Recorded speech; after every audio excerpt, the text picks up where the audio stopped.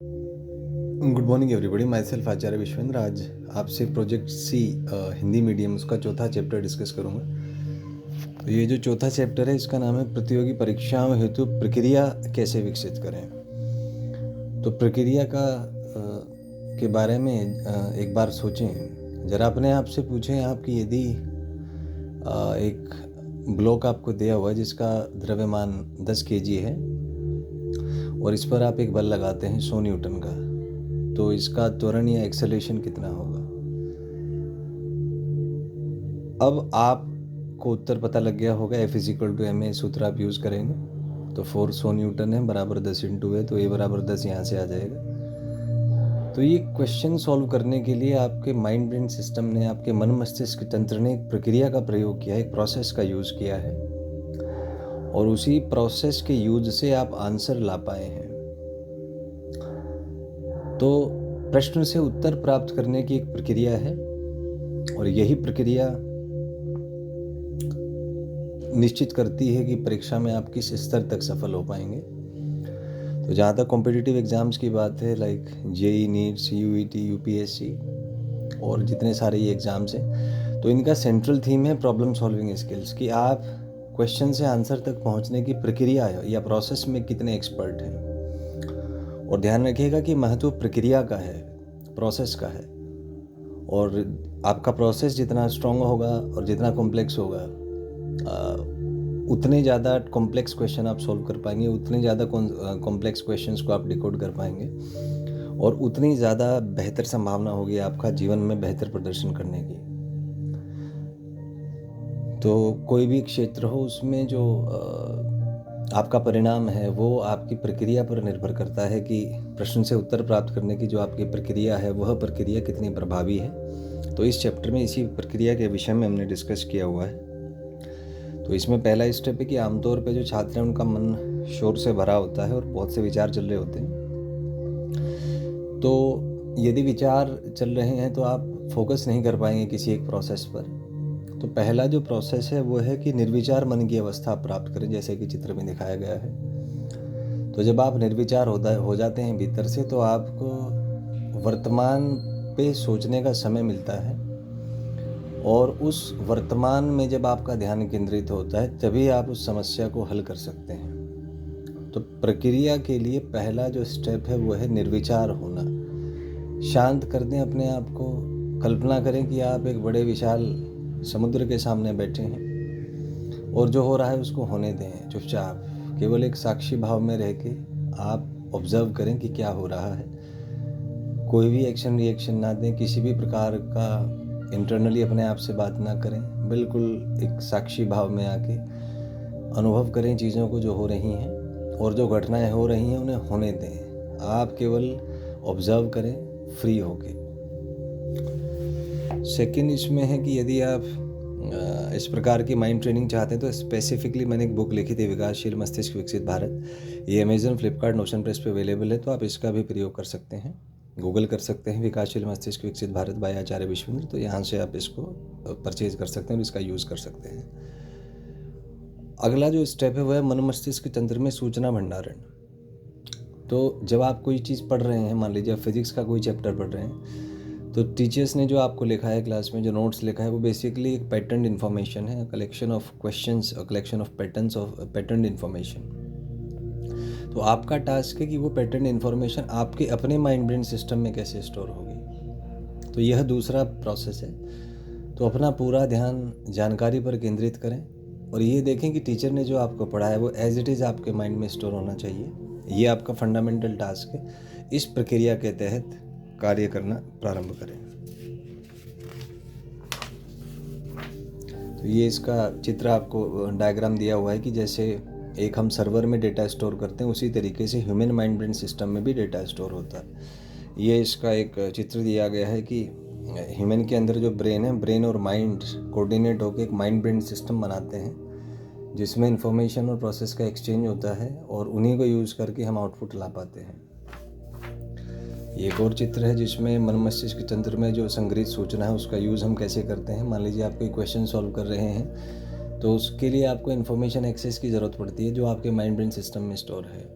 तो ये actually mind brain system है जो डिसाइड करता है कि आपका फ्यूचर कैसा होगा, क्या आप लाइफ में करेंगे, कितने प्रोडक्टिव आप बनेंगे और कितना सक्सेस आप लाइफ में अचीव करेंगे। तो ये जो प्रोसेस है सीखने का, ये जो प्रोसेस है आपका प्रक्रिया जो है प्रश्न हल करने की, ये एक सेंट्रल प्रोसेस है जिससे लाइफ में आपकी सफलता डिसाइड होती है। यहाँ पे एक चित्र दिया गया ब्रेन और इसको एक्टिवेट करना, ये इसका एक चित्र है।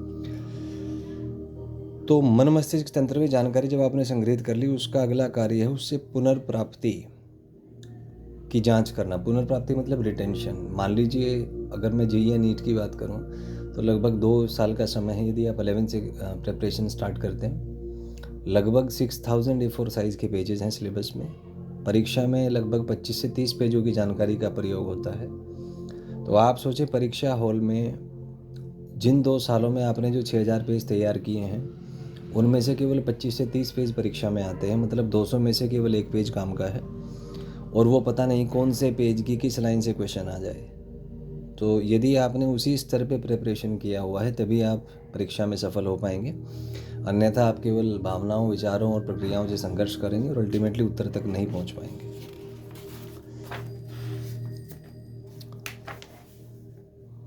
सबसे पहले है आपका जो एनालिटिकल ब्रेन है, जो किंतु परंतु करता है। तो ये एक बहुत ही प्रारंभिक प्रक्रिया है। जब आप कोई भी जानकारी अपने मन मस्तिष्क तंत्र को प्रदान करते हैं, तो आपका जो माइंड ब्रेन सिस्टम है उसको एक बिलीफ सिस्टम के फॉर्म में स्टोर करना चाहता है। वह जानकारी को पहले से जो उसको जानकारी पता है उससे जोड़ना चाहेगा, किंतु परंतु करेगा। तो यदि आप सर्वाइव करना चाहते हैं तब तो ये ठीक है, क्योंकि सर्वाइवल मोड में ब्रेन आपको हर उस चीज़ से बचाएगा जिससे जीवन को खतरा है, जिससे जीवन को कष्ट है। तो सर्वाइवल मोड के लिए चीज़ ठीक है। लेकिन यदि आप कुछ नया सीखना चाहते हैं, तो नया जब आप सीखेंगे तो सबसे पहले आपको खुद से संघर्ष करना पड़ेगा। माइंड ब्रेन सिस्टम का जो एनालिटिकल ब्रेन है, जिसको आप कह सकते हैं, वो आपको नई चीज़ सीखने से रोकेगा। फ्लाइट मोड आपका एक्टिव करेगा, आपको एंजाइटी होगी, डिप्रेशन होगा, लो फीलिंग्स होंगी, डर लगेगा, गुस्सा आएगा। और अगर आप इन फीलिंग्स पे नियंत्रण प्राप्त नहीं कर पाए तो आप नई चीज़ नहीं सीख पाएंगे। तो इसलिए जब भी आपको कुछ नया सीखना है तो उसका पहला नियम है शांत होकर अपने भीतर होने वाली प्रक्रियाओं को साक्षी भाव में स्थिर होकर प्रेक्षक की तरह देखना, बिना किसी अंतर्कलह के, बिना किसी तर्क वितर्क के, बिना किसी बिलीफ सिस्टम के। तभी आप सत्य जान पाएंगे, तभी आप कोई नई चीज़ सीख पाएंगे। क्योंकि ह्यूमन माइंड ब्रेन सिस्टम इस तरीके से डिज़ाइंड है कि जो भी इन्फॉर्मेशन आप तक पहुंचती है, आप उसकी एनालिसिस स्टार्ट कर देते हैं अपने पहले बिलीफ सिस्टम्स के थ्रू। तो एक्चुअल जो बात है वो आप तक जा ही नहीं पाती, बीच में ही आप उसको स्क्रीन कर देते हैं। ऐसे मान लीजिए कि जिस कलर का चश्मा आपने पहना है उस कलर से आप उसको फ़िल्टर कर देते हैं। तो वही बात आप अपने अंदर जाने देना चाहते हैं जो आपको पसंद हो, जिससे आपकी लाइफ अच्छी बने, जिससे आपको कष्ट ना हो। तो नई चीज़ सीखने के लिए आपको इससे हटना पड़ेगा, क्योंकि आप सब कुछ नहीं जानते हैं। ब्रह्मांड इतना विशाल है, उसके नियम इतने विशाल है, अनंत पैटर्न्स हैं यूनिवर्स में, और उसमें से आपको कुछ ही चीज़ें पता हैं। तो यदि आप चाहते हैं कि एक आउट ऑफ द बॉक्स कुछ अचीव करें या एक आम व्यक्ति से अधिक कुछ अचीव करें, तो सबसे पहले अपने जो फ्लाइट मोड है उस पर नियंत्रण रखने का प्रयास करें। आसान नहीं है, अत्यंत कष्टदायक प्रक्रिया है। लेकिन यदि आप एक सामान्य व्यक्ति से ऊपर उठना चाहते हैं, एक सामान्य व्यक्ति से अधिक सक्षम होना चाहते हैं, तो सबसे पहले आपको अपने फ्लाइट मोड पे नियंत्रण प्राप्त करना होगा। उन मानसिक कष्टों को सहन करना पड़ेगा बिना विचलित हुए, क्योंकि यदि आप विचलित हो गए, मन भटक गया आपका, आप भावनाओं में उलझ गए, तो मन आपको एक ऐसी स्थिति में ले जाएगा जहां आप कुछ नहीं कर पाएंगे। आप एक विचारों से उलझे हुए व्यक्ति मात्र बने रहेंगे। तो थोड़ा सा भावनाओं पर नियंत्रण रखने का प्रयास करें, कष्टों को सहने का प्रयास करें, थोड़ा सा सहन करें। जैसे ही आप सहन करना शुरू करते हैं तो आप देखेंगे कि एक फ़ाइट मोड में आप आ जाते हैं। आप चीज़ों को सहन करना सीख लेते हैं और उतना मुश्किल नहीं होता आपके लिए। धीरे धीरे ध्यान बनाते रहें तो धीरे धीरे आप ब्रेन के फ़्लाइट मोड को डोमिनेट करना सीख लेंगे। फ़्लाइट मोड के बाद आता है फ़ाइट मोड। आपको लड़ना पड़ेगा, लेकिन उसको भी अगर आप सहन करके तो फिर एक साइलेंट मोड आ जाता है जिसमें ब्रेन में नई इन्फॉर्मेशन या नई लर्निंग स्टोर हो जाती है। तब फिर आपको रेजिस्टेंस प्राप्त नहीं होता, देन थिंग्स गो साइलेंटली। लेकिन इसमें ये 3 स्टेप की प्रक्रिया है, ध्यान रखें। जब भी आप कुछ नया सीखेंगे सबसे पहले ब्रेन फ्लाइट मोड को एक्टिव करेगा। आपको घबराहट होगी, डर लगेगा, गुस्सा आएगा, एंजाइटी होगी। इसको आपको सहन करना पड़ेगा। जब आप इसको सहन कर लेंगे तो उसके लिए आपको लड़ना पड़ेगा। आपको अंदर से आंतरिक टकराव अनुभव होगा, ऐसा लगेगा कि आप अपने भीतर ही लड़ रहे हैं और दोनों चीज़ें आप ही हैं। और यदि आप लड़ लिए और सब कुछ हो गया तो उसके बाद एक साइलेंट मोड में आप आ जाएंगे और नई लर्निंग आप सीख लेंगे। तो कुछ भी जब हम सामान्यतः नया सीखते हैं तो बहुत कष्टदायक होता है। हमारा बिलीफ सिस्टम हमें नया सीखने नहीं देता क्योंकि हमें डर होता है सत्य का। इसी वजह से आपने देखा होगा कि जिन महान वैज्ञानिकों ने सत्य की बात बताई, कुछ नई बात बताई, उनको किस तरह से समाज ने व्यवहार किया, उनको कितनी उपेक्षा की, कितनी इंसल्ट की उनकी। कई लोगों को तो मार दिया गया। कोपरनिकस को मार दिया गया था, जला दिया गया था क्योंकि उन्होंने जो कहा था वो बाइबल की टीचिंग्स के खिलाफ था। सुकरात को जहर दे दिया गया था। मीरा को आपको पता ही होगा, उनको भी जहर दे के मार दिया गया था। तो एक सामान्य व्यक्ति कभी भी कुछ नया नहीं सीख सकता। वो लिमिटेड चीज़ें ही सीख पाता है जो उसके सर्वाइवल के लिए ज़रूरी है, जो उसकी सोच केवल सर्वाइवल और रिप्रोडक्शन तक सीमित रहती है। इसके परे वो कुछ नहीं सीख पाता, केवल झूठ बोलता है, केवल बनावटी बातें करता है। तो यदि आप चाहते हैं कि वास्तविकता में एक सामान्य व्यक्ति के परे कुछ सीखें तो सबसे पहले अपनी भावनाओं पर नियंत्रण प्राप्त करने का प्रयास करें। तभी आप एक सामान्य व्यक्ति से ऊपर उठ पाएंगे और तभी आप लीड कर पाएंगे। क्योंकि मान लीजिए 100 व्यक्ति हैं तो 100 में से 99 व्यक्ति केवल सामान्य हैं। वह केवल सर्वाइवल और रिप्रोडक्शन तक ही सोच पाते हैं, उसी में उन्हें आनंद प्राप्त होता है। उनकी सोच वहीं तक सीमित होती है और वो केवल वही काम करेंगे जिसमें सर्वाइवल और रिप्रोडक्शन शामिल हो। चौथा कोई काम वो नहीं कर पाएंगे। तो यदि आप चाहते हैं कि सामान्य व्यक्ति से आप ऊपर उठें तो सबसे पहले अपनी भावनाओं पर नियंत्रण प्राप्त करने का प्रयास करें। तो ये जो चित्र में दिखाया गया सूचना नवीनीकरण, नवीनीकरण मतलब अपडेशन हो गया इन्फॉर्मेशन का। तो ये न्यूरॉन्स का पैटर्न है और ये ब्रेन है आपका, इसके अंदर न्यूरल कनेक्शंस हैं। तो जब आप कोई नई चीज़ सीखते हैं तो एक पैटर्न के थ्रू आप सीखते हैं और जब ये पैटर्न बन जाता है तो इस तरीके से एक पैटर्न, न्यूरल पैटर्न ब्रेन में डेवलप हो जाता है। ये चीज़ ये इसका एक डिजिटल व्यू हमने दिया है। सूचना नवीनीकरण मतलब जो नई चीज़ आपने सीख ली उसका अपडेशन आपका हो गया। ये चित्रात्मक रूप से हमने देखा कि जब भी आप कुछ नया सीखेंगे तो जो एनालिटिकल ब्रेन है, जो किंतु परंतु करने वाला मस्तिष्क है, वो आपको सीखने नहीं देगा। वो आपको उलझाए रखेगा बिलीफ सिस्टम्स में और आपको इसको डोमिनेट करना आना पड़ेगा, क्योंकि बिना डोमिनेट किए आप नई चीज़ नहीं सीख पाएंगे। उसके बाद है आपकी एनालिसिस। हाँ, एक बार आपने नई चीज़ सीख ली तब आप उसकी एनालिसिस कर सकते हैं। जैसे मान लीजिए आप ने कुछ नया सीखा तो यू कैन एनालाइज दैट। तो ऐसे आपके माइंड में जब आप सोचते हैं तो ऐसे पैटर्न्स आ जाते हैं अलग अलग, तो आप उसको सोच पाते हैं। जैसे मान लीजिए एक क्वेश्चन से हम सॉल्व करेंगे। मान लीजिए अपने से पूछें कि एक दिन में कितने सेकंड होते हैं। उत्तर शायद आपको आ गया होगा 86,400 सेकंड। तो इस उत्तर को प्राप्त करने के लिए आपने कई जानकारियों का प्रयोग किया होगा। जैसे एक दिन बराबर 24 घंटे, 1 घंटे बराबर 60 मिनट, 1 मिनट बराबर 60 सेकंड। तो सूत्र हो गया कि एक दिन बराबर 24 इंटू 60 इंटू 60 सेकेंड। तो आप इनको मल्टीप्लाई करेंगे 86,400 सेकेंड आ जाएगा। तो यह है विश्लेषण की प्रक्रिया। आपने जब एनालिसिस की तो इस तरीके से मल्टीपल इन्फॉर्मेशन आपने यूज़ की, मल्टीपल प्रोसेस यूज़ की और आप एक कंक्लूज़न पर आ गए। तो जब भी आप कोई प्रश्न हल करते हैं तो इसी प्रकार से आप एनालिसिस करते हुए आगे बढ़ते हैं। अगला है सूचना का विश्लेषण। तो ये यही बात है कि आप अलग अलग जानकारी आपके मन मस्तिष्क तंत्र में संग्रहित है, स्टोर है और उसकी आप एनालिसिस कर रहे हैं और उस एनालिसिस का आपके प्रॉब्लम सॉल्विंग स्किल में एक इम्पॉर्टेंट यूज़ होता है। लेकिन इतना ध्यान रखिए कि एनालिसिस प्रॉब्लम सॉल्विंग का एक पार्ट है, इसके बहुत से पार्ट्स हैं। क्रिएटिविटी है, न्यू लर्निंग है। तो एज अ होल यदि हम बात करें तो ये जो क्वेश्चन से आंसर लाने की जो प्रक्रिया है इसमें मल्टीपल चीज़ें इन्वॉल्व हैं, मल्टीपल स्किल्स इन्वॉल्व है। इसमें analytical skill is one of the skill only.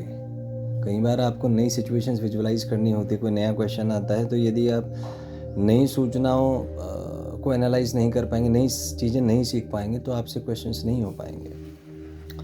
उसके बाद ये आता है आपके ब्रेन वेव्स, मन मस्तिष्क तंत्र जिसको कहते हैं। तो माइंड और ब्रेन का जो कोऑर्डिनेशन है वो मस्तिष्क तरंगों के माध्यम से होता है। तो ये तरंगे 5 प्रकार की होती हैं, बीटा, अल्फा, डेल्टा, थीटा और गामा, जिसमें गामा का फ्रीक्वेंसी सबसे ज़्यादा होता है, आवृत्ति सबसे ज़्यादा होता है 30 हर्ट्ज एंड अबव। एंड ये होता है जब आपका परसेप्शन अल्टीमेट होता है। उसके बाद है गामा वेव्स। तो गामा वेव्स का फ्रीक्वेंसी थोड़ा सा कम होता है, 4 से 8 हर्ट्ज के बीच में। और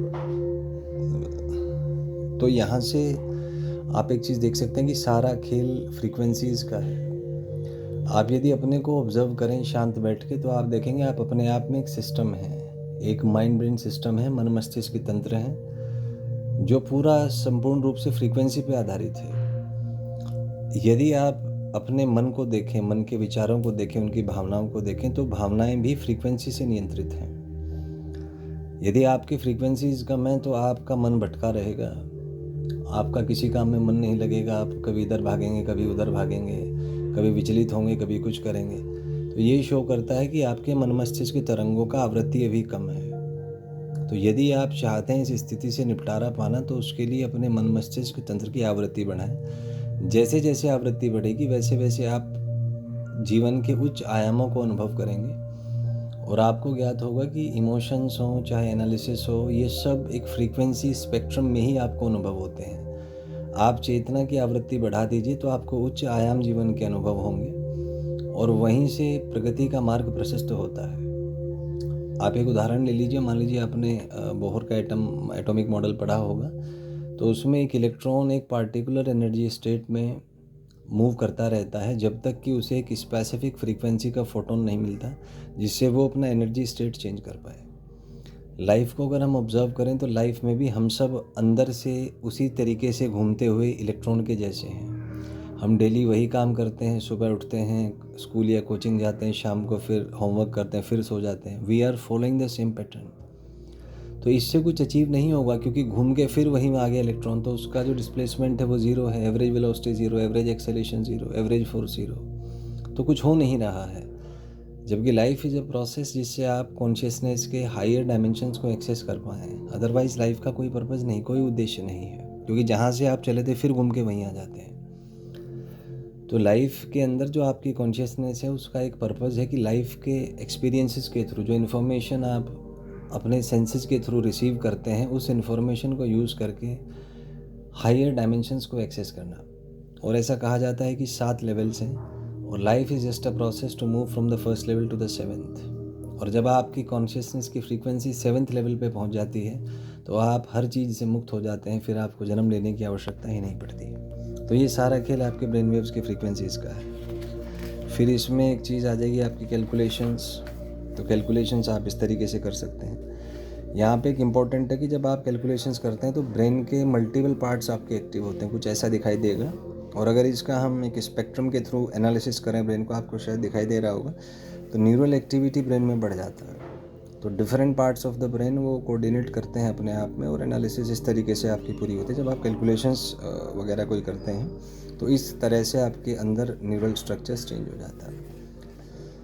तो ये थी बुक आपकी प्रोजेक्ट CH के नाम से, ये अवेलेबल है अमेजन, फ्लिपकार्ट और नोशन प्रेस पे, तो आप इसको यूज़ कर सकते हैं। तो यहाँ से हमने आज एक ये डिस्कस किया कि प्रक्रिया कैसे विकसित करें। तो फिर से कहूँगा कि प्रक्रिया विकसित करने के लिए पहले शांत होकर बैठें, उसके बाद इन्फॉर्मेशन को स्टोर करें माइंड में, उसकी एनालिसिस करें, गणना करें। धन्यवाद। Have a nice day.